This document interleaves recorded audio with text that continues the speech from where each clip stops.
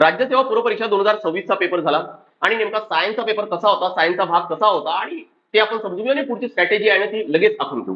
बघा, एक Telegram channel आहे माझा, तो फिमराजचा टेक्स्टबुक, यावर मी पोल टाकला सायन्स कसा होता आणि मोर दॅन 50%, अर्ध्यापेक्षा पण जास्त विद्यार्थ्यांनी म्हटलं की तो हार्ड होता.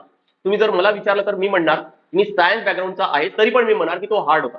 मी यासाठी म्हणतोय की प्रश्न पाहिल्यानंतर ते आहेत सोपे, म्हणजे तुम्ही अभ्यास केल्यानंतर नक्कीच तुम्हाला तो भाग सोपा वाटेल, ते प्रश्न सोपे वाटेल. पण ते प्रश्न असे नव्हते जे या आधी पीवायक्यू विचारलेत ना त्या आधारावर आहेत. म्हणून मॅक्झिमम प्रश्न असे होते जे नवीन काहीतरी टॉपिक आहे ते आयोगाने आणून त्यावर प्रश्न विचारले, त्यावर तयार केले. म्हणजे इथून पुढची स्ट्रॅटेजी काय करावं लागणार आहे, आपल्याला जे सायन्सचा अभ्यास आपण करतोय त्याची लेवल आहे ती एक न अप करावं लागेल, एकने वाढवावं लागेल. नक्कीच मॅक्झिमम प्रश्नांचा जो सोर्स आहे तुम्हाला 11th आणि 12th मध्ये मिळेल. म्हणजे जर तुम्ही आतापर्यंत सोपा अभ्यास करत ना तर अजूनही तुम्हाला त्याची लेवल आहे ती वाढवायची गरज आहे. आणि तेच सांगतोय मी की मी माझा जो सेशन आहे रोज जो 5:15 वाजता होतोय, उद्या तर यावर आपण डिटेल डिस्कशन करणार आहोत प्रत्येक प्रश्नाचं, की प्रत्येक प्रश्न नेमका काय आहे, त्याचा काय आन्सर असू शकतो आणि पुढची स्ट्रॅटेजी आहे ती पण आखू.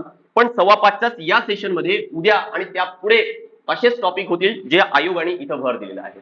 त्यामुळे जर तुम्हाला यासाठी जर तुम्ही तयार असणार तर नक्की चॅटबॉक्स मध्ये मेसेज टाका की आय एम रेडी, सायन्स तयार करण्यासाठी मी तयार आहे म्हणून.